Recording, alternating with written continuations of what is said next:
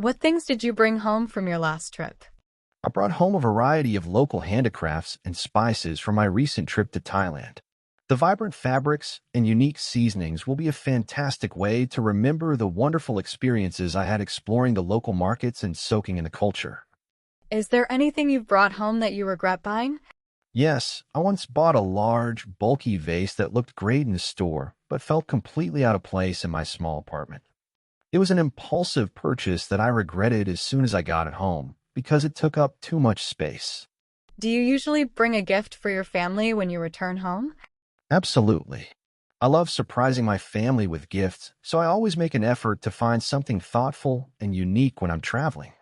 It's a small way to share my experiences with them and show how much I care. Have you ever brought an animal home? I have. A few years ago, I rescued a stray cat that was wandering near my office. She was very timid at first, but with a lot of love and patience, she's now a cherished member of my family and brings so much joy to our home. What is the most memorable thing you've ever been given to bring home? The most memorable thing I've ever been given to bring home was a small, hand-carved wooden bird from my grandmother. She made it herself, and it holds a lot of sentimental value, reminding me of her every time I see it.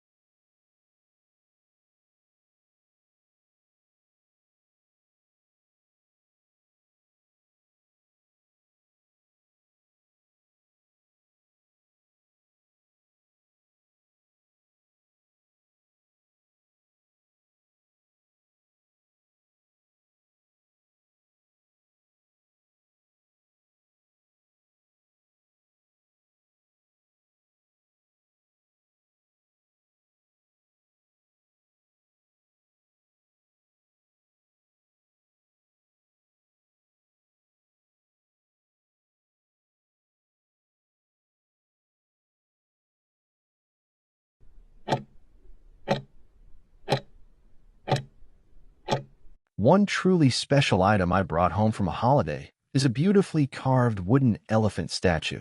It's not particularly large, perhaps about 30 centimeters tall, but the intricate details and the warmth of the wood make it incredibly striking. I acquired this elephant during a backpacking trip through Thailand about 2 years ago. I spent a month exploring various regions, from the bustling streets of Bangkok to the serene temples of Chiang Mai and the idyllic beaches of the south. This particular piece was purchased in a small artisan village outside of Chiang Mai, where local craftsmen were demonstrating their skills. I remember the warmth of the sun and the smell of sawdust as I watched the artisan meticulously shaping the wood. It was a wonderful, immersive experience, far from the typical tourist shops. After bringing it home, the elephant immediately found its place on a prominent shelf in my living room. It sits amongst my books and other small curios, but it always stands out. I didn't want to hide it away. It deserves to be seen and appreciated. It serves as a constant, gentle reminder of that incredible journey. Sometimes I just find myself looking at it, tracing the lines of its carving, and instantly transporting myself back to the vibrant markets and lush landscapes of Thailand. This wooden elephant is special to me for several reasons. Firstly, it represents the incredible craftsmanship and artistic talent I witnessed in Thailand. Knowing it was handmade and seeing the care that went into its creation gives it a unique value beyond its material worth. Secondly, it's a powerful, tangible memory of one of the most enriching holidays I've ever had. Every glance brings back a flood of happy recollections, the flavors of the street food, the kindness of the people, the majestic beauty of the temples, and the sense of adventure I felt. It's more than just a souvenir. It's a piece of my travel story, deeply connected to the freedom and discovery of that trip. Why do people feel the need to bring back objects from their travels? People often feel a strong desire to bring objects home from their travels because these items serve as tangible reminders of their experiences. A photograph can capture a moment, but a physical object, like a piece of local pottery or a hand-woven scarf, holds a unique sensory connection to the place. This practice is rooted in a fundamental human need to preserve memories and share them with others.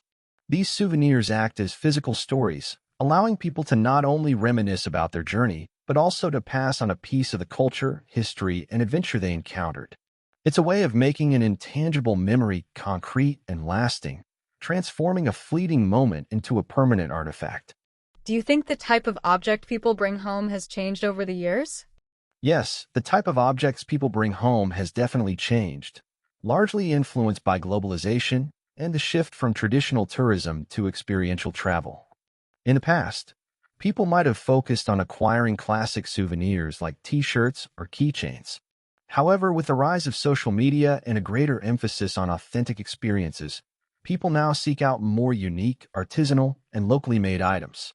This includes everything from bespoke jewelry to gourmet food products and spices. The trend is moving away from mass-produced items towards things that tell a more personal story, reflecting a desire to connect with a local culture on a deeper level and demonstrate a more sophisticated understanding of your travels.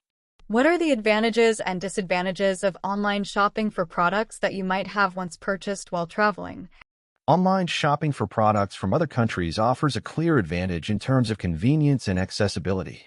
You can now purchase items like rare teas or traditional textiles without the need to travel, saving significant time and money. This also makes specialty goods available to a wider audience. However, the main disadvantage is the loss of the authentic experience. The joy of discovering a unique item in a local market, interacting with a vendor, and understanding its cultural significance is completely lost when you buy something with a click. The physical act of travel and the emotional connection to the place are removed, turning a meaningful acquisition into a simple transaction. How do souvenirs reflect a country's culture and economy? Souvenirs are often a direct reflection of a country's culture and economy. The materials used, such as specific types of wood, textiles, or metals, highlight local resources and traditional craftsmanship.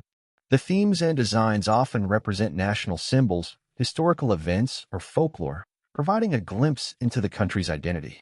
From an economic perspective, souvenirs can indicate the health of the local artisan industry. A country that produces high-quality, handmade items may have a thriving creative sector, whereas a country with an abundance of cheap, mass-produced goods might suggest a focus on a quick turnover tourism model. They serve as a microcosm of both the country's artistic heritage and its commercial priorities. Some people believe that bringing back souvenirs is a waste of money. What is your opinion? While some people may view souvenirs as a waste of money, I believe their value goes far beyond their cost. The true worth of a souvenir lies in its ability to evoke memories and feelings associated with a special experience. It's an investment in a memory, a physical object that can instantly transport you back to a moment of joy, discovery, or adventure. The cost of a small figurine or a piece of jewelry is insignificant when compared to the profound emotional and sentimental value it holds. Rather than just a material object, it serves as a tangible link to a past experience that has shaped you, making it a valuable part of your personal narrative.